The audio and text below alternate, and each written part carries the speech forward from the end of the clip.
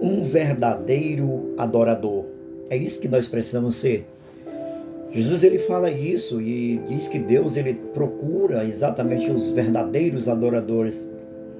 Se ele fala de verdadeiros adoradores é porque existem os falsos adoradores. Mas ele disse isso para a mulher na cidade de Samaria, no lugarejo chamado Sicar, onde tinha um poço, e a gente sabe que ele estava saindo de Jerusalém, indo para Samaria, né, indo para Galileia, e ele vai passando ali, sente sede e vai para o poço buscar água. Os discípulos saem e vão para a cidade comprar comida. E lá chegou a mulher, ao meio-dia mais ou menos, e Jesus está ali.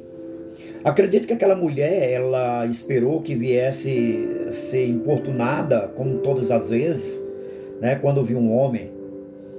Mas estava ali Jesus sozinho. E aquela mulher chega ali e Jesus ele vai, conversa com ela.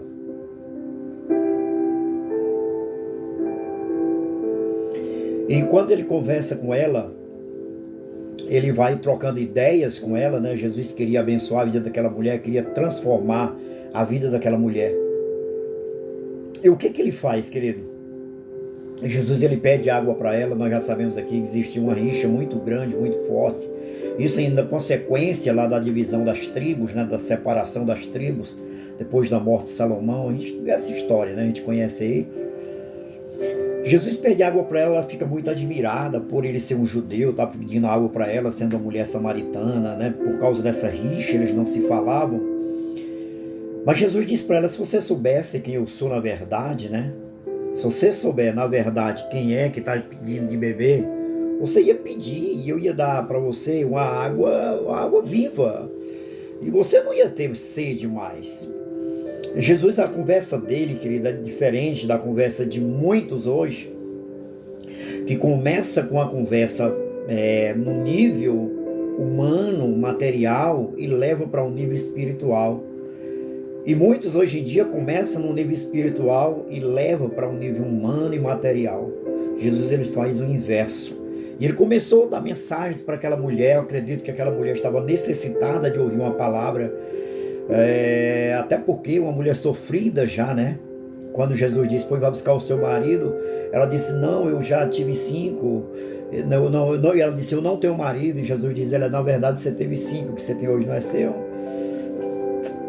Mas o que eu quero não é exatamente isso aqui não. O que eu quero falar para você é quando Jesus fala da verdadeira adoração. Quando Jesus fala com aquela mulher, ela fica impressionada e ela chega a uma conclusão. Agora eu estou vendo que o Senhor é um profeta. E Jesus vai conversando com ela, dialogando ali com ela, né? E aí depois ela pergunta para Jesus o seguinte. Ela afirma, né? Para Jesus. Nossos pais adoravam neste monte, vós, entretanto, dizeis que em Jerusalém é o lugar onde se deve adorar. Jesus diz para ela, mulher, podes crer que vem a hora vem, quando nem neste monte e nem em Jerusalém adorareis ao Pai. Vós adorais o que não conheceis, nós adoramos o que conhecemos, porque a salvação vem dos judeus. Mas vem a hora, disse Jesus, e aqui eu quero chamar a sua atenção. Ele disse, mas vem a hora, e já chegou, em que os verdadeiros adoradores adorarão ao Pai, o Pai em espírito e em verdade. E são esses que o Pai procura para seus adoradores. Deus é espírito e importa que os seus adoradores o adorem em espírito e em verdade. Então Jesus ele fala nesse texto aqui dos verdadeiros adoradores. Então se ele fala de verdadeiros, aqui tinha adoradores que eram falsos. Então existem os verdadeiros adoradores, mas existem também os falsos adoradores. Quais são os falsos adoradores? São aqueles que não adoram a Deus conforme o que está escrito aqui na palavra. Os falsos adoradores, eles inventam maneiras, meios de adoração. E nós não precisamos de maneiras, nem meios de adoração. Não precisamos de nada construído pelo homem para adorar. Nós precisamos somente que a Bíblia Sagrada diz.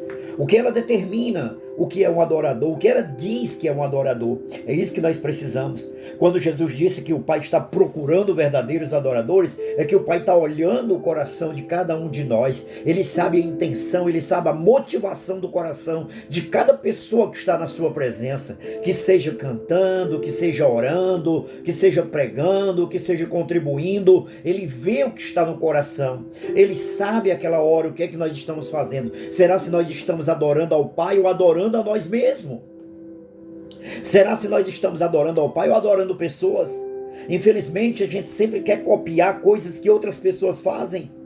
Sempre a gente está querendo copiar porque acha que aquela maneira é a maneira correta de adorar. A maneira correta de adorar é a maneira onde tem um coração puro diante de Deus. O apóstolo Paulo escreve a carta aos Romanos no capítulo número 12, e ele vai dizer lá no versículo número 1, ele diz: rogo pela misericórdia de Deus que apresentei o vosso corpo por sacrifício vivo, santo e agradável a Deus, que é o vosso culto racional.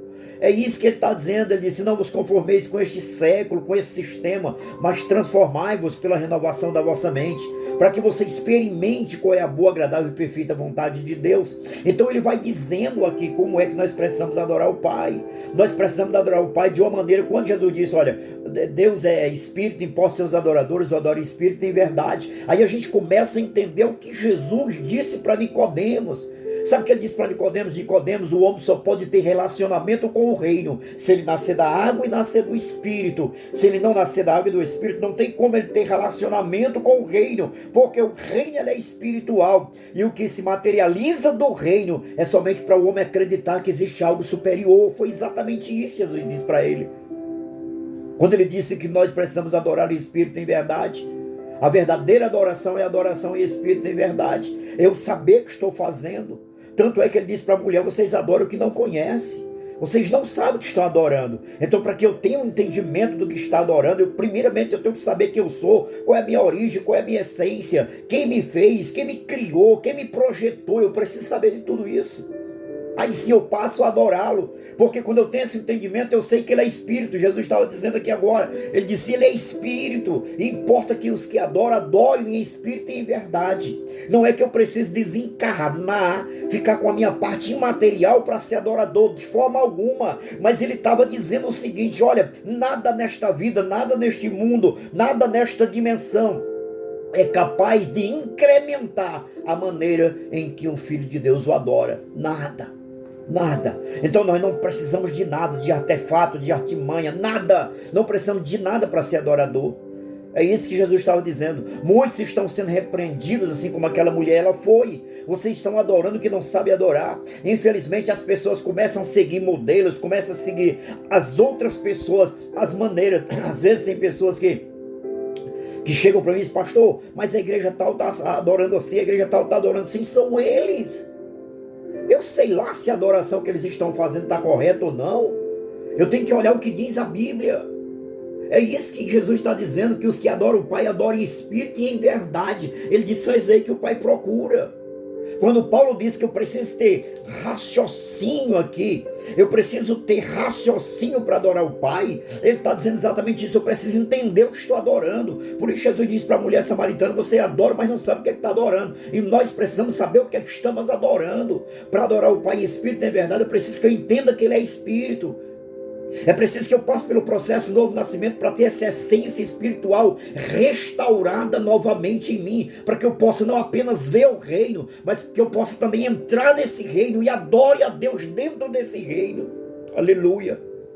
Quando eu tiver o entendimento de quem eu sou e de quem é o Pai, eu vou entrar dentro desse reino, eu vou estar dentro dele. Eu não vou apenas ver o reino de Deus sendo materializado, mas eu vou ver o reino de Deus na sua origem, antes de tomar uma forma material, antes de se tornar em milagre, antes de cego ver, antes de coxo andar. Não, eu não quero. Isso aí é manifestação do reino, é o reino visível. Eu quero ir para dentro do reino invisível, eu quero ir para a origem do reino.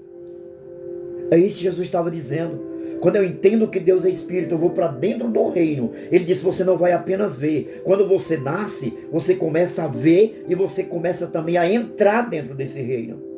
Amém, querido? Como é que está o teu estilo de adoração a Deus?